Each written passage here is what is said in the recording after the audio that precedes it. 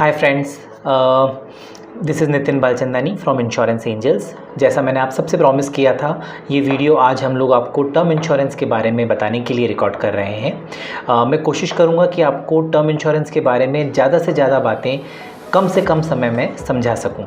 Video के दौरान हम लोग इस चीज़ पर बात करेंगे कि टर्म इंश्योरेंस क्या है, टर्म इंश्योरेंस लेते समय हमें किन बातों की सावधानी रखनी चाहिए और टर्म इंश्योरेंस लेते समय हमें किन गलतियों से बचना चाहिए। हम लोग मैरिड वुमेन्स प्रॉपर्टी एक्ट के बारे में भी बात करेंगे कि term insurance married women's property act के अंतर्गत लेना क्यों ज़्यादा फ़ायदेमंद है, क्यों ज़्यादा लाभकारी है। पहले देखते हैं टर्म इंश्योरेंस है क्या।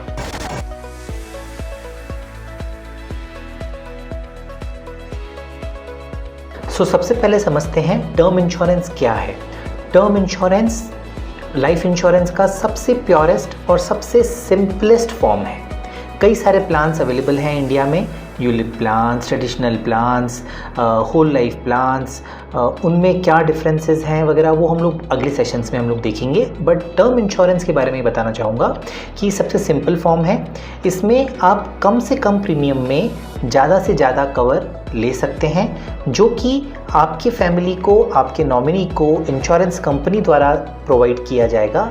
इन केस भगवान न करे कि जो घर का जो कमाऊ पूत है, जो इंश्योर्ड व्यक्ति है जिसके नाम पे टर्म इंश्योरेंस लिया गया है, उसके अनटाइमली डेथ पर ये एक अच्छा खासा मोटा कवर इंश्योरेंस कंपनी द्वारा बीमाकृत व्यक्ति की फैमिली को दिया जाता है।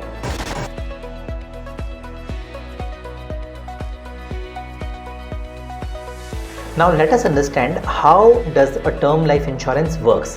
टर्म लाइफ इंश्योरेंस काम कैसे करता है, इसको मैं आपको एक उदाहरण के से समझाना चाहता हूँ।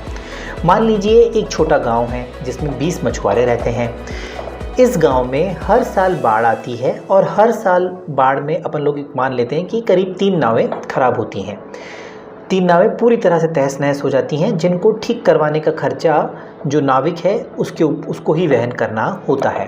अब हर साल जब बाढ़ आएगी, हर साल जब नाव खराब होगी, इन 20 मछुआरों में से किसी भी नाविक की नाव किसी भी साल खराब हो सकती है। किसी को नहीं पता कि किस नाविक की नाव खराब होगी। बट जब तक टर्म इंश्योरेंस नहीं था, till the time there was no term insurance, या टिल द टाइम इंश्योरेंस का कंसेप्ट नहीं आया था, तब तक क्या होता था, जिस नाविक की नाव खराब हुई है उसी बेचारे को पूरा नाव को ठीक कराने का खर्च पूरा वहन करना होता था। अगर हम लोग ये माने कि एक नाव को ठीक कराने का खर्च करीब 5 रुपये आता है, तो ये पूरा 5 रुपये जिस बेचारे नाविक की नाव खराब हुई है उसे ही वहन करना है।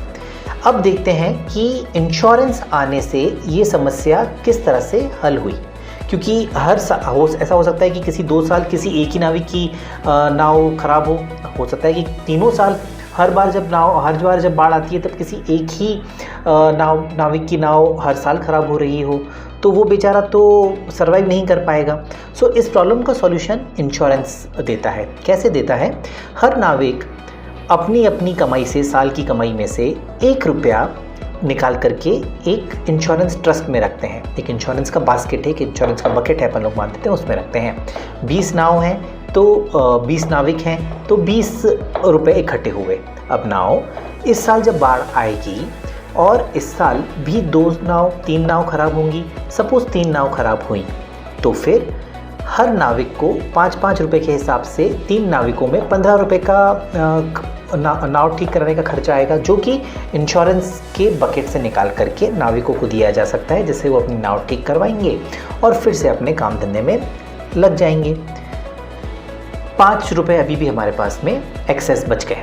अब अगले साल वापस से 20 नाविक, 20 रुपये वापस इकट्ठे हुए, 5 रुपये पिछले साल के, टोटल हमारे पास 25 रुपये इकट्ठे हो गए हैं। इस साल वापस से बाढ़ आई। इस बार बाढ़ ने ज़्यादा नुकसान किया, 3 नहीं बल्कि 4 नावें खराब हो गई। तो हम लोगों ने 25 रुपये के इंश्योरेंस बकेट में से 20 रुपये इन 4 नाविकों को दे दिए। चारों ने अपनी नाव ठीक कराई और अपनी जीवन चलता रहा। तो इस तरीके से क्या हुआ, किसी एक नाविक पर पूरा बोझ नहीं आया और जो उनका बोझ था वो हर नाविक में आपस में बढ़ गया। केवल 1-1 रुपया हर नाविक को देना पड़ा और वो इस चिंता से मुक्त हो गए कि भगवान न करे जब बाढ़ आए और अगर उसकी नाव खराब हो गई, किसी एक नाविक की नाव खराब हो गई, तो वो 5 रुपये इकट्ठा बेचारा कहाँ से लाएगा। अब वो हर साल केवल 1 रुपया देता है और इस चिंता से मुक्त हो गया है कि अगर बाढ़ आई तो और नुकसान हुआ तो उसकी भरपाई कहाँ से होगी। सो यही टर्म लाइफ इंश्योरेंस भी इसी तरह से काम करती है। कई लोगों से प्रीमियम लिया जाता है, हर साल प्रीमियम लिया जाता है। इस प्रीमियम के एवज में ये प्रॉमिस किया जाता है कि भगवान न करे, खुदा न खास्ता, अगर इंश्योर्ड को कुछ हो गया तो इंश्योरेंस कंपनी, जो इतने लोगों ने इंश्योरेंस कंपनी ने पैसा इकट्ठा किया है, उनमें से रकम निकाल करके, उस इकट्ठा हुई रकम में से पैसा निकाल करके इंश्योर्ड व्यक्ति के घर वालों को देगी, जिससे कि बीमित व्यक्ति अब निश्चिंत हो गया कि उसकी फैमिली इंश्योर्ड है। उसके ना रहने पर भी, उसकी अनटाइमली डेथ के बावजूद इंश्योरेंस कंपनी से जो पैसा मिलेगा वो पैसा उनकी फैमिली की फाइनेंशियल स्टेबिलिटी, फाइनेंशियल ज़रूरतों को पूरा करने के काम आएगा। So this is how term life insurance works.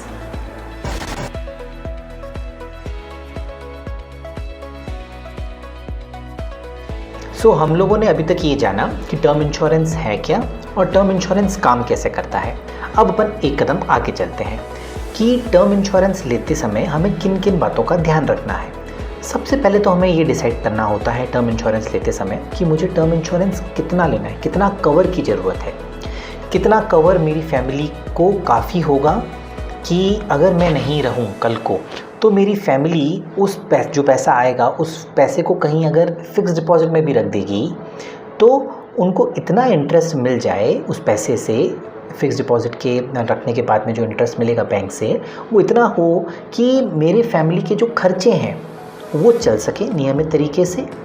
आगे जब खर्चे बढ़ेंगे उनका भी मुझे ध्यान रखना है। अपने इंश्योरेंस कवर मुझे इतना होना चाहिए कि सपोज़ मेरी बेटी अभी 11 साल की है, तो मुझे ये देखना है कि अगले 15 साल में, नेक्स्ट 15 साल का अपन एक मोटा मानते हैं कि अगले 15 साल में मुझे मेरी बेटी की या तो शादी करनी होगी या फिर मेरी बेटी की अगर इच्छा होगी और वो आगे पढ़ाई करना चाहेगी तो मुझे उसके फ्यूचर के पढ़ाई को, जो एडवांस्ड उसकी स्टडीज़ हैं, उसके लिए पैसे की ज़रूरत पड़ेगी।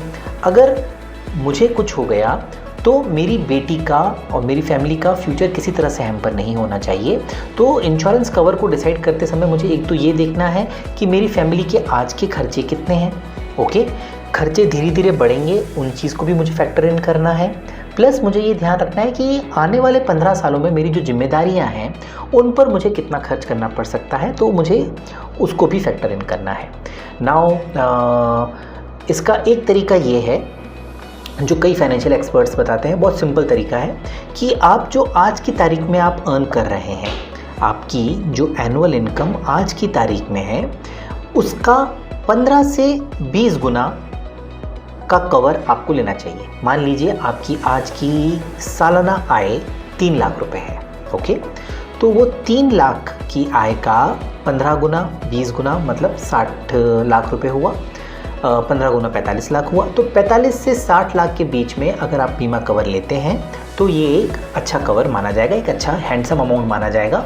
भगवान न करे अगर आपको, मतलब मैं अपने ऊपर लेता हूँ कि अगर मुझे कुछ हुआ तो ये 60 लाख रुपए जो मुझे बीमा कंपनी से मिलेंगे, इनको मेरी फैमिली, मतलब मुझे मेरी फैमिली को मिलेंगे, तो वो मेरी फैमिली जो है वो बैंक में रख करके उस पर जो इंटरेस्ट आएगा उससे अपने घर खर्च चला सकती है। साथ ही साथ ये 60 लाख रुपए इस चीज़ को भी इंश्योर करेंगे कि जो मेरी जिम्मेदारियां हैं मेरे परिवार के प्रति, वो भी मैं अच्छी तरह से उनका निर्वाहन कर सकूं, चाहे मैं इस दुनिया में हूँ चाहे मैं इस दुनिया में नहीं हूँ।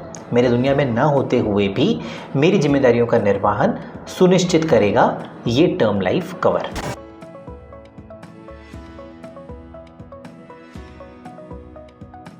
तो उम्मीद करता हूँ कि मैंने अब तक जो बताया वो आपको समझ में आया होगा। टर्म इंश्योरेंस क्या है हमने ये बताया, टर्म इंश्योरेंस किस तरह से काम करता है हमने इस बारे में बात करी। तीसरा, हमने इस तरह से बात करी कि हमें टर्म इंश्योरेंस लेते समय कितना कवर हो मुझ पर, उसका मुझे किस तरह से कैलकुलेट करना है, मैंने वो समझाया। इस बात को मैं एग्जाम्पल के तौर पर इस वीडियो के साथ में शेयर करूँगा। नाउ अब हम लोग बात करते हैं कि टर्म इंश्योरेंस लेते समय मुझे कितने समय के लिए अपने आप को कवर रखना है, ये हम लोग कैसे डिसाइड करेंगे। तो इसका भी एक बड़ा सिंपल सा तरीका है। आपकी आज की तारीख में आपकी जो एज है, सपोज़ मैं मानता हूँ मेरी एज अभी 35 ईयर्स है और मैं ये मानता हूँ कि मुझे 60 साल की उम्र में रिटायर होना है। कई लोग 65 के साल में रिटायरमेंट मानते हैं, कई लोग अपनी रिटायरमेंट एज 70 साल मानते हैं, कई लोग अपनी रिटायरमेंट एज 55 साल मानते हैं। जो भी आप अपनी रिटायरमेंट एज चाहते हैं और आपकी जो करंट एज है, रिटायरमेंट एज में से करंट एज माइनस कर लीजिए, तो जो टर्म बचेगा, यानी सपोज़ मैं 60 साल में रिटायरमेंट की प्लानिंग कर रहा हूँ, आज मेरी करंट में मेरी एज 35 साल है, तो 60 माइनस 35 25 साल का टर्म का कवर होना चाहिए, टर्म इंश्योरेंस का कवर होना चाहिए।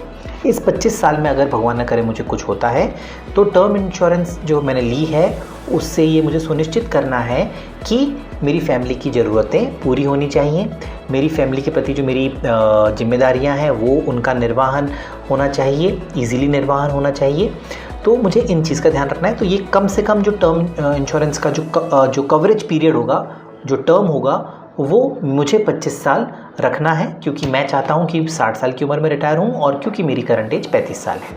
इस तरह से आप अपने लिए कैलकुलेट कर सकते हैं कि आपकी करंट एज कितनी है और आप किस एज में रिटायरमेंट होना चाहते हैं। जो डिफरेंस बनता है उतने साल का कम से कम कवरेज आपको लेना चाहिए।